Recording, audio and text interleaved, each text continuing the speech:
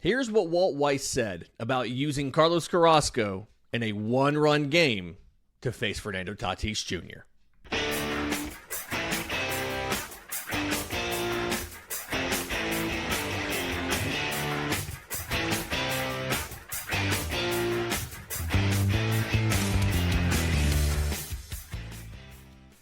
Yes, welcome on into Braves Today, a production of the Believe Podcast Network and presented to you by FanDuel. I'm your host, Lindsay Crosby, author of the Braves Today newsletter over at bravestoday.com.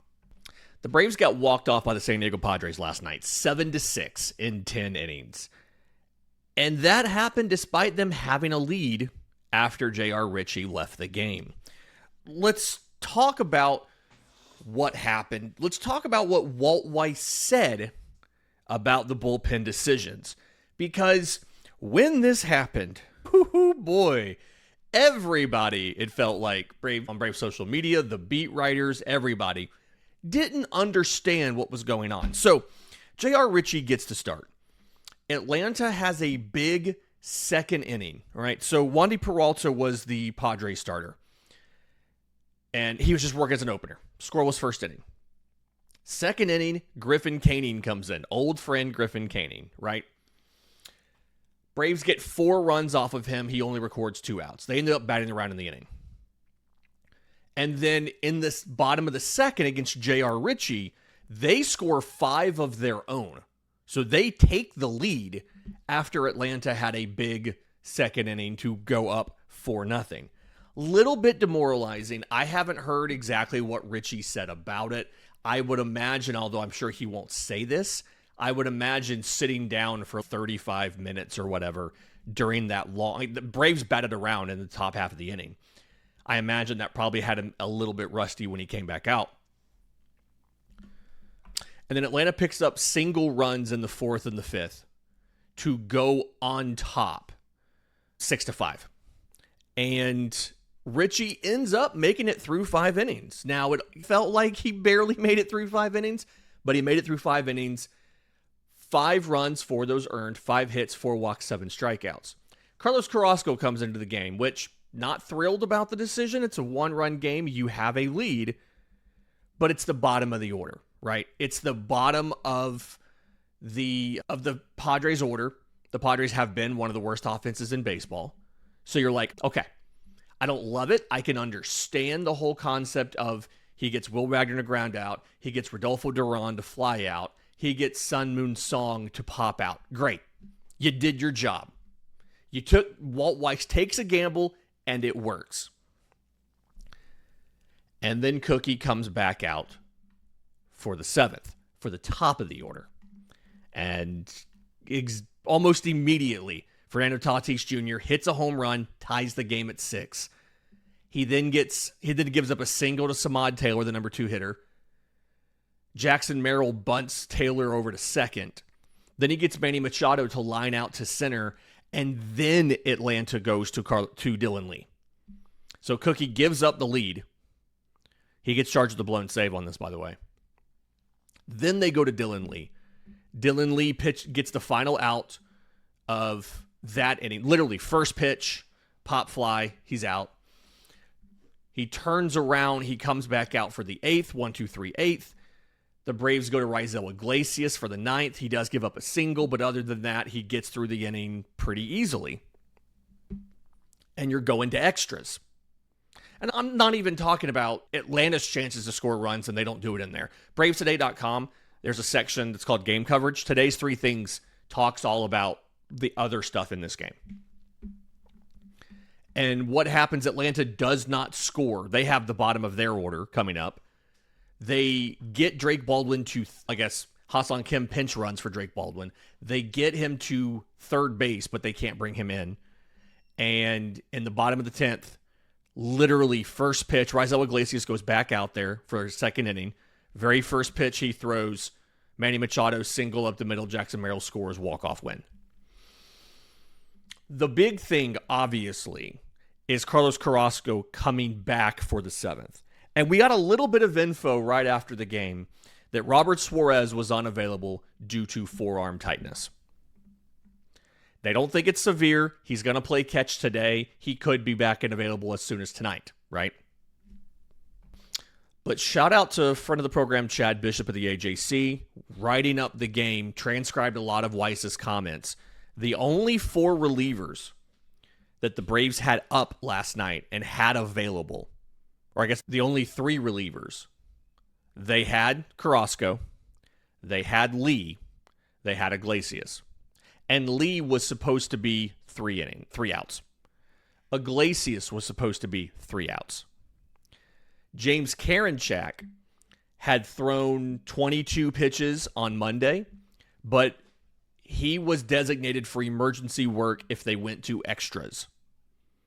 If they were going to go to a 10th inning, he was the guy that was designated. He's not available, but we'll go to him in an emergency. If it comes down to it, we'll give him the ball for the 10th inning, because he went more than an inning on Monday night. In this case, Iglesias asked to go back out. Iglesias said he wanted to go back out. So the criticism is on Weiss for going to Carrasco. His plan, he said, was they needed Ritchie and Carrasco together to cover 7 innings so that they could do Lee and Iglesias if they're winning, and if they're losing, they can just keep running Cookie. Cookie can pitch 3-4 innings if he needs to if they're losing and save the rest of the pen. Frustrating, right? Frustrating to be in this situation. And I think what was so shocking about this is Walt Weiss has been very aggressive this season at going to the bullpen early and pushing for a win. And when you look at the availability, you can see how they would be short on guys. Ronaldo Lopez, 58 pitches on Sunday. He was down. Dylan Dodd, 39 on Monday. Like we said, he was down. Karinchak was break glass in case of emergency only after 22 pitches on Monday, and he had pitched on Saturday. So that was getting him 3 times in 4 days. Lee hadn't pitched since Saturday. Iglesias hadn't pitched since Friday. And Suárez, we thought was available. He hadn't pitched since Friday. But again, the forearm issue came up yesterday. A little bit of tightness. They decided not to risk it and not to use him. And Weiss said, quote, "We weren't built for extra innings tonight. They didn't have the options, and they still had to go to extras. That's why Iglesias went back out there." Iglesias knew that the only other guy up in the pen was Karinchak, and that was an emergency situation only. And so Iglesias was the one who said, "We'll do it." Iggy puts down that 9th. Typically, if we don't score, we don't send him back out in a tie game, but he wanted to go back out for the 10th. Karinchak was not available tonight either. He went 1+ Monday, but he was going to take the ball if it got to it. So our guys stepped up. Iggy going back out for the 10th. Karinchak being willing to come in if the game gets extended. Credit to the players, right? They tried to make this work. Cookie took the ball and was like, "Yeah, I'll get the top of the order." He didn't, but he was willing to try. Iglesias was willing to come back. The thing that we're missing here, and it's not directly addressed in anybody's stories, right? It's not in Chad Bishop's story. It's not in Mark Bowman's story that I saw, is Didier Fuentes. He threw 28 pitches on Saturday. They got him up to get a big out in relief on Monday. He only threw 4 pitches. But I think that whole thing there is the root. Like, it wasn't so much the fact he only threw 4 pitches. It was the process of getting up and getting hot, right? It was the idea of you had to do your whole pre-pitch routine, your warm-up pitches and everything on Monday. So he really threw more than 4 pitches. And the whole conversation there ends up becoming, if you bring him back yesterday for that 7th inning, then that's the 3rd time he would have pitched in 4 days. And as a young player who they have big plans for him in the rotation next season, right? This is a 1-season thing. He's still new to relieving. They just recently broke the seal on a back-to-back on Didier Fuentes, asking him to have an extended outing on Saturday, get one day off, and then pitch a back-to-back. Doesn't feel like it's in the cards. It's frustrating. It's frustrating that it ended up this way. It's frustrating that they didn't have any other options. They couldn't activate Tyler Kinley until today at the earliest, so they couldn't have made a roster move yesterday either. He was placed on the 15-day IL, retroactive to the 8th. So the last day that he was unable to return was yesterday. Frustrating that it happened this way, but this is what happened. This is how it goes. Let's talk about J.R. Ritchie, though, because, again, it was a rocky second inning, and he acknowledged the need to be better and wanting to change some things about the way that he approaches his starts. We'll do that next, right here on Braves Today. But first, this episode's brought to you by our friends at IQ Bar, our exclusive snack, hydration, and coffee sponsor. IQ Bar protein bars, IQ Mix hydration mixes, and IQ Joe mushroom-infused coffees are the tasty, low-sugar brain and body fuel that you need to win your day. The Ultimate Sampler Pack's a great way to try all of the IQ Bar products and flavors. You get 9 IQ bars, 8 IQ Mix sticks, and 4 IQ Joe sticks. And all IQ Bar products are clean label certified and entirely free from gluten, dairy, soy, GMOs, and artificial ingredients. With over 20,000 5-star reviews and counting, more people than ever are fueling their busy lifestyles with IQ Bar's brain and body boosting bars, hydration mixes, and mushroom-infused coffees. And the Ultimate Sampler Pack includes all 3. Right now, IQ Bar is offering Braves Today listeners 20% off of all IQ Bar products, including the Ultimate Sampler Pack, plus free shipping. To get your 20% off, text MLB to 64,000. That's MLB to 64000. That's MLB to 64,000. Message and data rates may apply. See terms for details. J.R. Ritchie made it 5 innings last night. 4 earned runs, 5 runs overall, 5 hits, 4 walks, and 7 strikeouts. And there is good and bad to take from this outing. And I think it's important to remember that, right? So that second inning, all 5 runs, 4 of the 5 hits in that inning, none of the strikeouts. The other 4 innings, he allows 1 hit and he strikes out 7.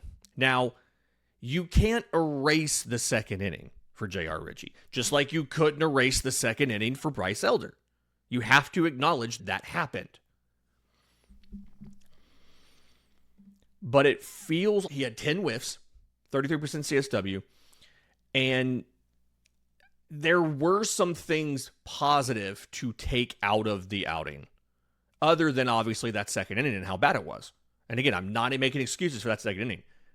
Of anybody, I feel like I've been the most critical of J.R. Ritchie and his inability to get whiffs when it matters and not properly walking the line, right? If you're not going to get whiffs, he had a strikeout rate below 20% entering this game. If you're not going to get whiffs, you can't walk guys. And you have to minimize hard contact and get balls on the ground. He had an average exit velocity last night of 92.4. And so it's, okay, you're not getting the strikeouts. You walked 4, you gave a bunch of hard hit balls. Now, in this case, he struck out 7. So there you go. But after the game, he acknowledged that it's not good enough. He has 3.4 walks per start so far in his career. And his quote last night, I'm going to play around with a few things, maybe change some mentality on it going forward. I don't really think it's a mechanical issue. Think about a couple different things, bounce some ideas off of Hef, which is pitching coach Jeremy Hefner, and JP, which is bullpen coach JP Martinez, and all of those guys, and see what they think. When you look back at some of these at-bats for J.R. Ritchie, I think he's onto something when he says it's not a mechanical issue, it's a mindset issue. It's about how he's choosing to attack hitters and what locations he's choosing to throw into. And by that, what I'm trying to say is he has the ability to throw strikes, but for some reason, he's not. And it's more like he's choosing not to. He's aiming either too close to the edge and he doesn't reliably hit it, or he's throwing balls and trying to get chase. And like last night, 25% chase rate. They chased the changeup. They chased the curveball. He had more success than usual elevating the four-seamer above the zone. He had a 29% chase rate on the four-seam fastball.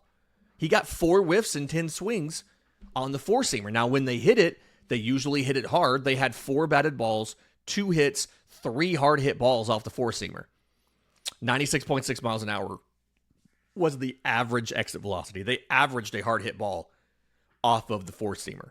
So it both giveth and taketh, right? But for Ritchie, it comes down to a couple things. One, I've long thought this, and we saw a little bit of this last night, is lean into the sinker more against righties and lean into the curveball more. We saw the sinker usage go up against righties to 42%. Now, the curveball was still maintaining usage against righties as well. Against lefties, he really went away from the curveball. And for the season, he's thrown it 1/4 of the time to lefties. Last night, he hit 16%. So I think there's some pitch mix, some pitch utilization, some optimization you can do here, right? But I think a lot of it is just mindset. He doesn't use the slider a ton. He doesn't use the cutter a ton. He threw 2 cutters and 7 sliders last night. He only got 1 swing on the slider. They made contact, and he got 1 called strike on the slider. And part of the reason is he almost never threw it in the zone. He threw it in the zone 1 time, and the 1 time he threw it in the zone, he got a called strike on it. He almost never threw it in the zone. It feels like Ritchie needs to do a better job of establishing the strike zone and then being willing to trust the movement of some of these pitches. And I do think the slider and cutter can be a bigger part. If he's going to be elevating more four-seamers, then there's an obvious four-seam cutter slider pairing that he can utilize. Because last night, first time through the order, sinker, four-seam were the dominant pitches. Second time, it was sinker, changeup. Third time, it was curveball, changeup. And he just never really threw the slider that much, and he only used the cutter 1 time through the order. And I know I'm a cutter propagandist. I'm not saying the cutter will fix everything, but I'm saying being more, if you have a diverse pitch mix, be more willing to use that diverse pitch mix and be more willing to run different game plans. If you're throwing a lot of sinkers to righties, okay, throw more sliders with it. Use that slider in that situation. He threw 9% sliders to righties, despite the fact that he was at 40-something% with his sinker. Sinker slider is a natural pairing for a reason. Against lefties, you're going to go four-seam curveball changeup. Be willing to add in the cutter and the slider. You have this big pitch mix, use it. I think that's where I'm going with here. And then when you're using more pitches, when you have a second breaking ball that you're throwing that they have to legitimately think about, be more willing to throw it in the zone and challenge them and make them hit it. Especially if they've been preparing for, hey, if you see a slider, it's going to be down. Don't worry about it. He's not a bad pitcher. He's got decent stuff. It's not great stuff. It's decent stuff. He can be an effective inning-eating pitcher for you, but he's got to walk less guys. And he's got to be, and that comes down, in his own words, that comes down to how he's doing things. It's not a mechanical issue, not an inability to throw strikes. It's a game plan. It's a utilization. Let's fix it. That'll do it for this abbreviated version of Braves Today for Wednesday, June 24th. Please like the video. Please subscribe. We'll be back later today with the scouting report, breaking down everything you need to know about tonight's matchup. Martin Perez versus J.P. Sears, who was just called up. I believe this is his 26th debut. We'll cover all of that as Atlanta tries to avert a sweep tonight. I believe it's an 8:40 game. Until next time, this has been Braves Today.